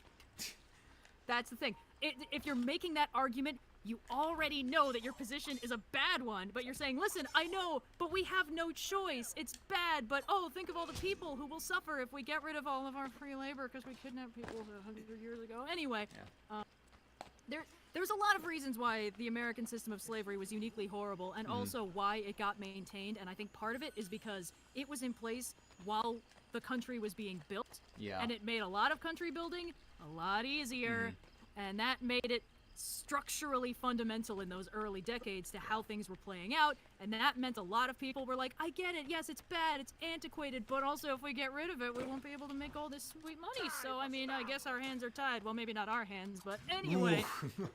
Yeah, sorry about that one, but it's just, it drives me nuts because it's like the history's right there. You can read about it. It's just true. And then there's people who are like, nuh-uh, learn your history. My great-grandpappy, who was a Confederate general and loved keeping 5 million slaves, he was a good dude. He loved his family, baked a mean brisket, and it's like, that doesn't matter. Yeah. He was complicit in this horrible, horrible system. I don't care that you loved your grandpappy. He was a bad person for these reasons, and that doesn't stop being true just because he was related to you. Yeah. Oh, so, boy. Sorry. Yeah, I feel like this was a very good thing to get out of our systems. Oh, absolutely. For any of you wondering what our Evidently, there was positions some on the pent-up matter are, there you go. When in doubt, read a book. When in more doubt, read another book. It will confirm that. And then there you go. That's history for you. As we were discussing with the conspiracy theory thing, any worldview that you have to maintain by pointedly ignoring real, provable facts of reality is a bad worldview that's genuinely not healthy for you to maintain. Yeah. So, let's see if we can go into St. Peter's for a second here. In this version of the game, you start off basically in the Sistine Chapel, but it's not painted yet because Michelangelo had not yet been invited to come paint the Sistine Chapel. It's neat. He was invited later. Ta-da! Yeah, so these, I think you can see this courtyard from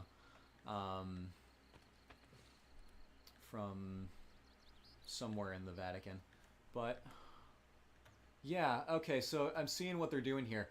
They have an older version of the front of St. Peter's Basilica, but the new version of the dome. So they're splitting the difference in a really interesting way, because the front of St. Peter's is... hold on, I need to pull up my laptop and do like specific image Googling to check this out, so don't 100% take my word for it, but I think the way they did this was that they used the dome as the new thing, the part of the skyline that everyone recognizes, but the actual structure of this courtyard is the medieval / early Renaissance version, because in the Baroque one, the final iteration of St. Peter's Square is no longer a square, it's you know, it's got a semicircular set of colonnades and an obelisk in the middle. So this is not the way it is today. I think this is actually more accurate to the original version. That's neat. I don't Yeah. 100% know the specifics because I haven't seen the Renaissance version of Rome personally for my own eyes, but yeah. I think we're getting some visual lag. buffering apparent. Yeah, we are. That's a bummer. Well, I mean, if the audio's still slick, I think we're okay. Yeah, well, I'm gonna stand here for a little bit. Okay, what else can we talk about? We talked about statues, we talked about ignoring systemic racism, we talked about ignoring history, we talked about, I don't know, we've had a good set. Spice. Went off the rails in the best way Yeah. possible. And I'm glad that we're actually able to talk Oh, about this absolutely. because, you know, it's easy for us to just be like, well, you know, it doesn't affect us directly, so we're just going to keep our mouths shut. But no, this is important shit. Yep. And I will not Yeah, stand and for that's this the thing, level you know? of historical bastardization. Yeah, I mean, I think the thing that I run into specifically is like, I've seen this so much. I mean, I was telling you about this like a week ago, where part of what was really throwing me is like, oh wait, now everyone is talking about. Now we can talk about this. Now Yeah. you're not gonna look at me like I'm crazy for saying, hey, this is still a problem, a really bad one. And Yeah. suddenly everyone and their grandmother is like, I think it's time we address systemic racism. And I was like, oh, now Yeah. you think it is? Okay, cool. And you know, it's almost these have always been problems, and they haven't stopped being problems. But for a while, it was like, if you talked about them, people would be like, ugh, with this again, and then just stop listening to you. And Yeah. it's like, and now everyone and their grandmother is like, well, obviously I think this is bad, and it's terrible, and we should definitely talk about it. And the thing is, there are some people who genuinely did not realize that this was still a thing. Yeah. And there's only so butthurt I can be about people who just never dealt with this stuff, but it's like, I tweeted something about this a while ago that was like, why now, guys? Why is this the one that made you all sit up and take notice? And Yeah. because it's so easy to be like, you see the lessons of history, you see people ignoring them over and over and over, and then when someone finally does sit up and take notice and be like, oh my god, this is a thing, you're like, whoa, if only someone had warned you, I don't know. And you know, it's easy to get kind of nihilistic about the whole thing because it's like, gee, I wonder if you'll forget about this in a few months and then go back to giving people the side eye whenever they bring up that maybe we should improve society somewhat. Yeah. I don't know. I think it's easy in to a get sense disheartened. it's another instance of the kind of thing that happens with gun violence where when a bunch of people just get killed in some random public space or a school, everyone's like, fuck, well, there's nothing we can do, so I guess we just have Yeah, to that's but obviously there is, but you know, I feel like it's just whenever it happens, it's not even outrage anymore, it's just despair. Because it's like, well, Yeah. we've been around this block a whole bunch and it's not gone anywhere, so okay, Yeah. just hope it doesn't happen again anytime soon. That's the thing, But I think because- this time it just it snapped for a lot of people, thankfully. Yeah. Admittedly, you know, Yeah. too late.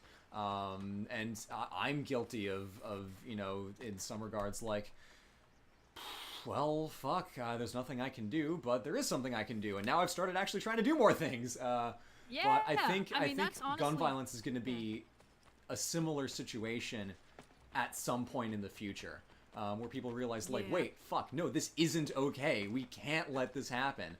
But I mean, that's until the thing. that day, Like, it's very easy to sort of just lapse into like, it's already happened so many times. If this wasn't the deal breaker, what is? And that's Yeah. the thing. Like, it's easy to think, okay, this atrocity already happened and nobody cared. So what's gonna make it happen? And the thing is, it's not actually demonstrably. It's not how bad was the atrocity. It's how many people sat up and took notice and did something about it. Yeah. Because it's like, this in this specific case, this kind of tragedy has happened over and over again, probably more times than any of us know. Yeah. I mean, how many people have pointed out, like, wow, this is what the video showed, and this is how they reported it? How many times have they reported it like this when they actually did this? How many of these have we never heard about? yeah, But, you know, this one wasn't unique, and that's the horrible part. yep, But the reaction has been enough people, it built up enough momentum, and we were talking about why did it happen this time, and we think maybe, well, everyone was cooped up at home. A lot of people don't Yeah. most people don't have work, can't have work. People are struggling financially. Like, there's enough factors in place that people who would otherwise have been like, you know what, that's unfortunate, but I cannot afford to miss this paycheck. I gotta get to work, and, you know, what work? things that would have turned into Sorry, what was that? I said what work? just because Oh, of like yeah. quarantines and unemployment soaring to record Exactly. heights. Yeah, but that's the thing, like, things that normally work against movements like this, which is often I have to get to work and thus I cannot protest, or I have to get to work and the protesters are blocking my avenue of getting to work, and that means they are at fault for me, you know, all this stuff. These factors that normally work against this movement are actively pushing towards it. All Yeah. these people who are normally stuck are like, I've got nothing but time to take in how terrible this is and process it and stew, and you know, maybe someone should do something. And people who would normally be like neutral to resentful about like, listen, they can argue all they want, but I gotta get to work, or wait a goddamn minute, I can't get to work. Yeah. And hey, hang on, is society actually bad? And you know, all this just kind of apathy and neutrality flies out the window when the system itself is not supporting you. And so all these people who are normally like, well, that sucks, but you know, I'm a good citizen, I'll keep my head down, are like, actually, hold on, this is personally affecting me. Yeah. And now I'm gonna be butthurt about it. And it's Yeah. like, I'm glad it's happening. I wish it had happened sooner. Yeah. I always wish Oh, it boy. had happened sooner. Yeah. But you know, I mean, at least this proves that everyone is not just cool with this. And that was like the darkest corner of my mind for years, was like, am I the only one who feels like this is unacceptable? Because how is everyone just going about their days like this is okay when this is happening every day? And you know, when you brought up gun violence, exactly the same kind of Yeah. setup, where it's Yeah. like, the fact that we mourn and then we move on within 6 hours, it's unacceptable. There are so many things that are unacceptable. Yep. But what does that mean if you can't do anything about them? Yeah. Now, Anyway. two things. One, things from other people. Trevor Noah has done, you know, series of coverage as daily news shows do. But one of the things he was talking about was the sense of the social contract being broken, where people create laws by which to govern themselves, and laws are just ideas that we put on paper and try to follow. And the only thing that can enforce them are people. But when one side feels fundamentally like the contract isn't being honored, you know, America is built on the idea of, you know, life, liberty, pursuit of happiness, all men are created equal. That line was written by someone who owned human beings. So there's a fundamental Yep. hypocrisy baked into the social contract, but black communities throughout American history have chosen to believe that those words are true and that they could make them true through effort. And it's taken a long ass time, and it's getting there. Not anywhere near fast enough because of all the institutional factors that keep pushing back against it. But the idea that the social contract is fundamentally broken, and black communities, despite being all kinds of, you know, oppressed throughout the centuries, have chosen to still abide by the social contract to great detriment to themselves. So when you see like some people just have enough, and then they just get really mad and, you know, do something like set fire to something, like, how can you not have seen this coming if you systematically tell them that, oh, you can't protest like that? Taking a knee, no, that's mean to the troops. Oh, you want to use your sports conference to talk about police brutality? Ugh, don't bring politics into my entertainment. And then this shit happens, and it's like, what did you expect? So when the social contract isn't being honored, the people on the other side of it have no reason to honor the social contract. So that was the Trevor Noah thing. But one thing that I saw recently was from, and again, like secondhand memory of a long time ago, or secondhand memory of reading something that happened a long time ago. But Dave Chappelle was giving a show talking about police brutality because he was taking topics from the audience, and this one white woman said, "Life's hard, sorry about it," you know, very disingenuously, and then he took a second, collected his thoughts, and went on like a 10-15 minute explanation of the origins of systemic racism in America, what happened after slavery was abolished, and how those factors, or those facilities of control and those methods of exploitation still remained in place. How even when black communities did, you know, manage to, you know, blossom and grow into something great, like, you know, Greenwood, Tulsa, you know, KKK comes down, sets the whole thing on fire, and faces zero consequences for it, and like all these things, and just explaining, and talking about, you know, all of this just history of oppression that a lot of us don't even know about. Like, I hadn't even known about the Tulsa bombings until like a couple weeks ago. It's insane. And he said that after the show, the woman who said that came to the dressing room to be like, hey, can I, you know, talk to Dave Chappelle and say I'm sorry? and one of his friends said, "Hey, you know, Dave, that white woman wants to talk to you. I told her you were busy." And he said, No, bring her in. And she said, like, "Look, I'm so sorry. I made a serious mistake. I never knew how wrong I was, but thank you for taking the time to educate me." And she just started crying, and he's like, "Look, it's okay. You were part of the problem, but now that you know, you can be part of the solution." So the point I'm trying to make is that it's okay if someone has been complicit in a system without necessarily realizing, and then once they realize, act upon making the system better. It's okay to have been part of the problem if you dedicate yourself to being part of the solution. So, you know, it's a real shitty situation that's going on now, that's been going on for way too long, and it's kind of, you know, manifesting in all these ways right now because of the factors you were talking about, but it's not too late to be part of the solution. So if you have time, you know, educate yourself, pick up some books, read something. If you have money, donate it to a cause. If you are healthy enough to go out to a protest, you know, go out and protest. Be careful. But I mean, be careful. Yeah, it's like, want to protest police brutality. Don't want to be too close to humans right now. So that, you know, that's tough. But there are other ways that you can help. That's not, you know, going out and protesting, and that's only one option in the fight against systemic white supremacy and racism that's baked into the Constitution of this country. So, anything else that I want to talk about? I feel like that's that was my piece. Yeah, wow. I mean, there's just so much that can be said here. I mean, this is a case, I think, where the apathy that's been supporting this tacitly is just being worn away by the fact that shit's bad, man. Yeah. Shit's bad for a lot of people. It's Shit's been bad. bad for a while, but like, oh god. I remember at the beginning of the incident when a lot of people realized that they were actually one paycheck away from homelessness at all times. Yep. And they didn't feel like that should be allowed because they felt like they were middle class, and they didn't realize that if you're middle class, you're not one paycheck away from homelessness. Yeah. That's lower, that's poor. I'm sorry. I Yeah. didn't want to be the one to tell you, but the middle class in America is very, very small. Yep. Most people who think and act like they are middle class are actually on the poverty line. Yeah. And the fact that it took, basically, the system, you know, the incident happened, everything shut down, and a bunch of people were like, wait a minute, what, isn't there supposed to be something to protect me?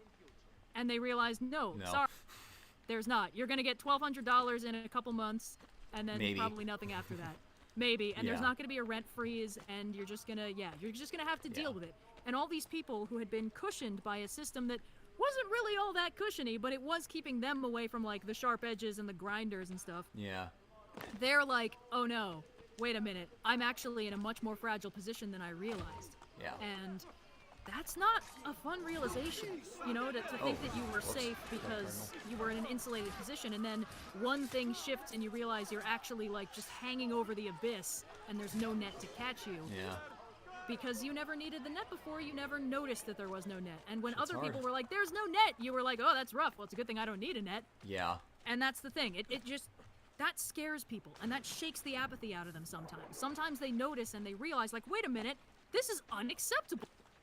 And here's the other thing that bugs me. That has always been true in a very specific direction in the U.S., which is in the case of a medical emergency. Everyone knows the U.S. healthcare system is hot garbage. Yep. Even if you have insurance, sometimes individual hospitals won't take that insurance. Sometimes individual doctors don't take that insurance. Yeah. It's stupid. And the thing is, people do not like to think about the fact that they are one major injury away from being disabled for the rest of their life. Mm-hmm. People like to think of disability as a separate class of people that they don't need to worry about. It's the only, it's essentially the only minority demographic that you can become at any time with no warning. Yeah. And the fact that that's just true and everyone knows it, and people still don't think that maybe we should advocate for disability rights and accessibility and you know, anything to protect this class of people, they don't realize until it happens to them, because it's easier to, you know, you don't realize there's no safety net until you're hanging over the abyss and there's no safety net. And so this has always been the case, that you were one bad turn away from just hanging out over the abyss. And now it happened to the entire country all at once. Suddenly, basically everyone except the most, like, secure and wealthy people in the country are, to a certain extent, hanging over the abyss. And they're like, oh my god, how long has there been this abyss here? Why is there no net? And it's like, I'm sorry guys, this has always been obvious. I know it's very shocking. This has been true the whole time, and I'm deeply sorry that you had to learn in this traumatic experience, but maybe we can do something about it now that you're here, and Yeah. that's, you know, that's the hope. Fingers crossed. Someone in the chat asked, how did we get from AC Brotherhood to this? I took a hard right turn after talking about monuments to talk about Confederate monuments, and it went from there, my dude. Technically, would that be a hard left turn, perhaps? Anyway. Oh, Hey. Oh, boy. yeah. Wow, that was a lot. Wow.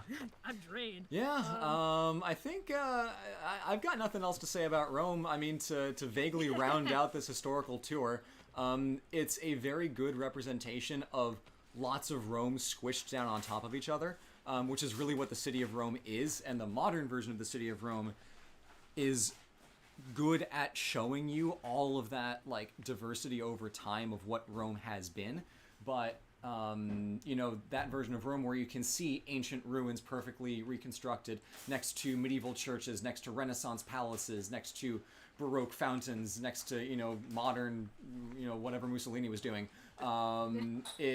It's not common in Rome's actual history to have been able to see that. Bless you. So, bless you. Thank you. Don't get greedy. This game does a really good job of showing a lot of Rome's pushed together. So even though it's not really accurate to what Rome would have been like in, you know, 1500 on the dot, it is accurate to the span of Rome roughly centered around, you know, the Renaissance 1500. But it reaches forward and it reaches backwards to show you the true, like, breadth of what this city has been over time in a way that Florence is, you know, very streamlined and the whole thing's kind of similar. Venice is very streamlined and the whole thing's kind of similar because they don't really show a lot of Venice's later, like, neoclassical stuff. They really try to show it in the Renaissance fashion, but with Rome, they really stretch the timescales to show the variety of what kind of stuff has been built in here. So I think they did a very good job, even if it is not my favorite city to run around in because it is too big. Too big. I actually wanted to mention what you're describing about kind of stylizing Rome in a way that communicates Rome in its entirety rather than just Rome at a specific point in time. What's interesting is that actually kind of has a parallel in directly in visual art. I don't know if anyone has really thought about this, but when you're drawing a figure, you can draw the figure realistically as it stands in any one point in time. Like when you're drawing a face, you can draw the face as it looks in a specific moment. Often, as you know, candid photos will demonstrate, that face looks goofy. Yeah. And maybe the pose doesn't look all that good. That's why when you're drawing a figure, you change it, you modify it. You don't just draw necessarily the pose it would be in that moment. You maybe put it in a pose that it would never actually be while doing that moment to communicate the full movement. So like, you're drawing someone who's running, you don't just take a still frame of a runner who usually will look like they're like hopping awkwardly with like a weird facial expression. That doesn't communicate the movement. In order to communicate the movement and the full reality of the situation, you don't just take a snapshot of reality and transition that into what you're doing. And it seems like what they did with Rome is they almost kind of did the same thing. Like they took some artistic liberties to communicate the entirety of Rome's progression through this period in history, rather than recreating Rome as it would have been on any specific day. Yeah. I hope that made sense. Yeah. You know, they say Rome wasn't built in a day, but it was burned in one. It's actually burned in several days over several periods of time. I did the math on that. I figured out how many days Rome was built in. It was like, I said that it was assuming from the founding of the city to the sack of Rome by the Vandals, that's like 1,208 years, like 4,400,000 days or something. I did the math on it. It's on Twitter somewhere. But anyway, It's yeah. a lot. This has been a... Honestly, I kind What's up? Oh, well, sorry. Oh, I was just gonna say that means that you can say, well, I mean, Rome wasn't burned in a day, which is... Because if it wasn't... I don't know, it's just funny. Yeah. You can use that for a lot of things. It's a versatile Ooh, meme. I'm tired. Yeah, I think this might be where we call it. It's getting up on our 2-hour mark. I gotta go watch that PlayStation event and also make dinner. We hope you had fun. Thank you for persevering through our deep pivot into important issues. It's important to talk about, and I'm glad that we can use our platform to talk about it. So probably no streams next week because God, I need some sleep. And performing is hard. I mad respect to the people who do this all the time. Before you go, Cleo says hi for anyone waiting for that on bingo. Oh, yeah. We need to check if we got bingo on this one. Oh, you got bingo. Oh, cool. Hello, Miss Bio. Hello, little Cleo. Ah! Oh, I wish all of you could see Cleo. She's so fucking cute. Ugh. She's been shedding. I've had to brush her like every day, and every day I swear I've never seen this cat have so much hair come off of the brush. I brushed her this morning, and she's just covered in fuzz. God, Cleo, you maniac. All right, that's our stream. We'll see you all next time. Take care, everybody. Stay safe and contribute to the cause how you can. Check those donation links below if you're interested. And we will see you all later. Later.